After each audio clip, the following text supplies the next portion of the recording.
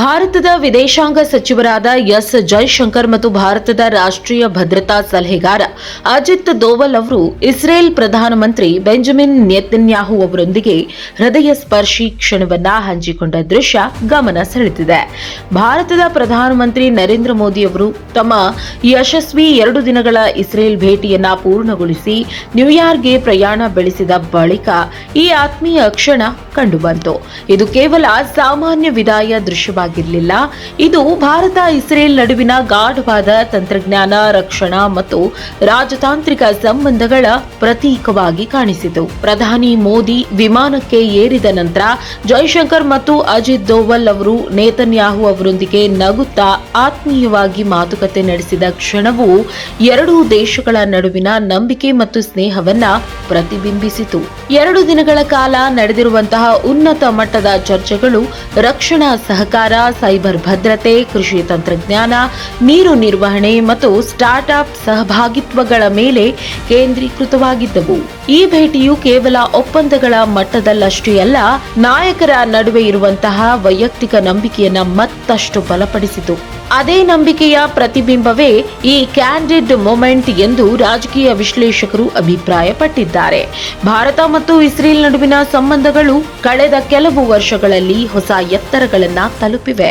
ಭದ್ರತಾ ಸಹಕಾರದ ವಿಚಾರದಲ್ಲಿ ಎರಡೂ ದೇಶಗಳು ಪರಸ್ಪರ ಪ್ರಮುಖ ಪಾಲುದಾರರಾಗಿವೆ.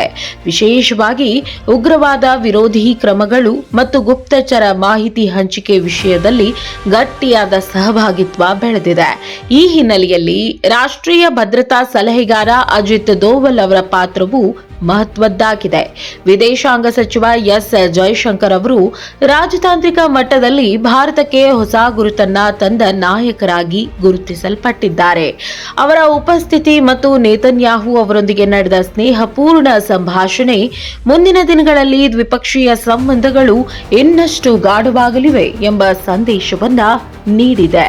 ನಾಯಕರು ಪರಸ್ಪರ ನಗುತ್ತಾ ಮಾತನಾಡಿದ ಕ್ಷಣವು ಅಧಿಕೃತ ಸಭೆಗಳಿಗಿಂತ ಹೆಚ್ಚು ಆತ್ಮೀಯತೆಯನ್ನ ತೋರಿಸಿತು. ಪ್ರಧಾನಮಂತ್ರಿ ಮೋದಿಯವರ ಈ ಭೇಟಿ ಜಾಗತಿಕ ವೇದಿಕೆಯಲ್ಲಿ ಭಾರತದ ಪ್ರಭಾವವನ್ನ ಮತ್ತಷ್ಟು ಹೆಚ್ಚಿಸಿದೆ. ಇಸ್ರೇಲ್ನಲ್ಲಿ ನಡೆದ ಉನ್ನತ ಮಟ್ಟದ ಮಾತುಕತೆಗಳ ನಂತರ ಅವರು ನ್ಯೂಯಾರ್ಕ್ಗೆ ತೆರಳಿರುವುದು ಮುಂದಿನ ಜಾಗತಿಕ ಕಾರ್ಯಕ್ರಮಗಳಲ್ಲಿ ಭಾಗವಹಿಸಲು ಎಂಬುದಾಗಿ ತಿಳಿದು ಬಂದಿದೆ.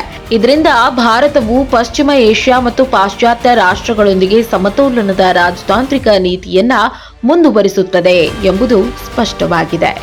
ಈ ಕ್ಯಾಂಡಿಡ್ ಮೊಮೆಂಟ್ ಸಾಮಾಜಿಕ ಜಾಲತಾಣಗಳಲ್ಲಿ ವೈರಲ್ ಆಗಿದ್ದು, ಜನರು ಇದನ್ನ ಭಾರತ ಇಸ್ರೇಲ್ ಸ್ನೇಹದ ಸಂಕೇತವೆಂದು ಕೊಂಡಾಡುತ್ತಿದ್ದಾರೆ. ರಾಜಕೀಯದ ಕಟ್ಟುನಿಟ್ಟಿನ ಪರಿಸರದಲ್ಲೂ ಮಾನವೀಯ ಸ್ನೇಹ ಮತ್ತು ಪರಸ್ಪರ ಗೌರವವು ಎಷ್ಟು ಮುಖ್ಯ ಎಂಬುದನ್ನ ಈ ಕ್ಷಣ ಮತ್ತೊಮ್ಮೆ ಸಾಬೀತುಪಡಿಸಿದೆ. ಒಟ್ನಲ್ಲಿ ಪ್ರಧಾನಿ ಮೋದಿ ಅವರ ಯಶಸ್ವಿ 2 ದಿನಗಳ ಇಸ್ರೇಲ್ ಭೇಟಿ, ಅದರ ನಂತರ ಜೈಶಂಕರ್ ಮತ್ತು ಅಜಿತ್ ದೋವಲ್ ಅವರು ನೇತನ್ಯಾಹು ಅವರೊಂದಿಗೆ ಹಂಚಿಕೊಂಡ ಆತ್ಮೀಯ ಕ್ಷಣ, ಇವೆಲ್ಲವೂ ಸೇರಿ ಭಾರತ ಇಸ್ರೇಲ್ ಸಂಬಂಧಗಳ ಗಟ್ಟಿತನವನ್ನ ಜಗತ್ತಿಗೆ ತೋರಿಸಿವೆ. ಮುಂದಿನ ದಿನಗಳಲ್ಲಿ ಈ ಸ್ನೇಹವು ರಕ್ಷಣಾ, ತಂತ್ರಜ್ಞಾನ ಮತ್ತು ಆರ್ಥಿಕ ಕ್ಷೇತ್ರಗಳಲ್ಲಿ ಇನ್ನಷ್ಟು ಬೆಳೆಯಲಿದೆ ಎಂಬ ವಿಶ್ವಾಸ ವ್ಯಕ್ತವಾಗ್ತಾ ಇದೆ. ಯಾವುದೇ ಸುದ್ದಿಯ ಅಪ್ಡೇಟ್ ಅನ್ನ ಮಿಸ್ ಮಾಡ್ಕೊಳ್ಬಾರ್ದು ಅಂದ್ರೆ ಈಗ್ಲೇ ಒನ್ ಇಂಡಿಯಾವನ್ನ ಸಬ್ಸ್ಕ್ರೈಬ್ ಮಾಡಿ. ನಿಮಗೆ ಬೇಕಾದ ಭಾಷೆಯಲ್ಲಿ ಎಲ್ಲಾ ಸುದ್ದಿ ತಿಳಿಬೇಕು ಅಂದ್ರೆ ಒನ್ ಇಂಡಿಯಾ ಆಪ್ ಅನ್ನ ಡೌನ್ಲೋಡ್ ಮಾಡ್ಕೊಳ್ಳಿ.